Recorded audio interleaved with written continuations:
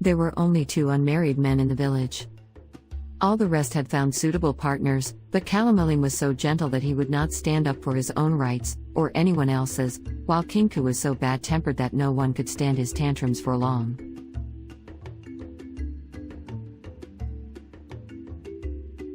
Thus, these 2 lived in unhappy loneliness until one day, Kalamelim took his bow and arrows and went into the forest in the early morning.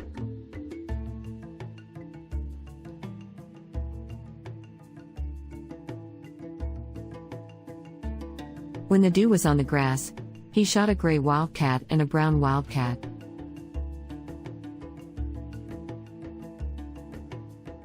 On his way home he met Moma, the great rock python, the mightiest snake in the forest, and was about to shoot when Moma pleaded, "Gentle one, have mercy on me, for I am stiff with cold. Take me to the river where it is warm."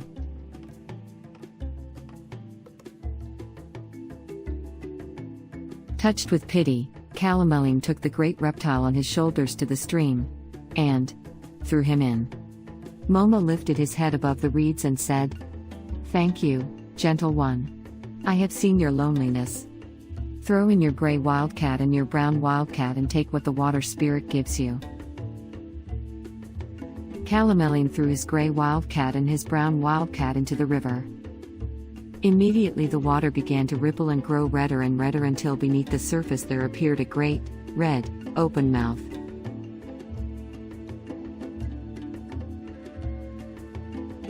He put in his hand and pulled out a gourd. He took it home and opened it, when out stepped the most beautiful girl that was ever seen, and she was as good as she was lovely. She could weave mats, plait baskets, and make pots. She kept the house so neat, and cultivated the garden so well. She prepared the food so carefully and helped her neighbors so willingly, that soon Kalamelim and his beautiful wife were the favorites of the village.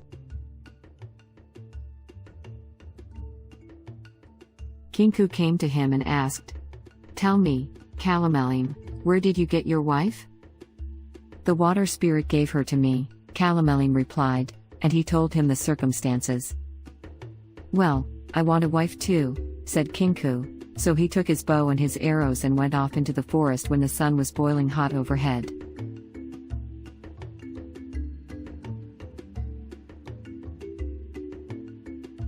He killed a gray wildcat and a brown wildcat.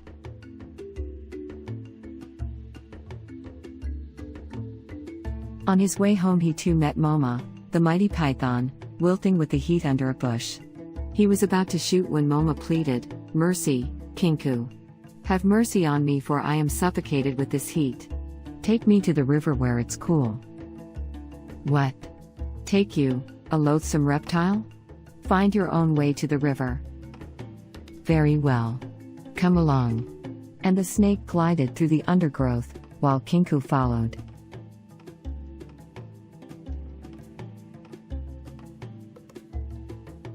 Moma plunged into the water and, lifting his head above the reeds, he called out, "Kinku, I have seen your loneliness.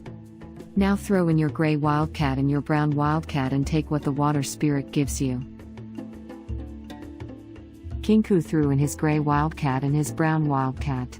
At once the water began to ripple and became redder and redder, until beneath the surface Kinku saw a huge open mouth. He put in his hand and drew out a pumpkin. He staggered home with it. It became heavier and heavier as he went, and at last, he dropped it. It cracked, and out stepped the ugliest woman that ever was, and before he could recover from his shock she boxed him soundly on the ears, and taking him by the nose she said, "Come on, Kinku. I am your wife." She didn't give him the chance to say no, but pummeled him and biffed him, bullied him and blamed him. She led him a dog's life, for she was as lazy as she was hideous. Kinku, carry the water. Kinku, cut the firewood. Kinku, cultivate the garden. Kinku, cook the meal. While she simply lay about and abused him. Of course, Kinku blamed the water spirit, but had he only known it, He had nobody to blame but himself.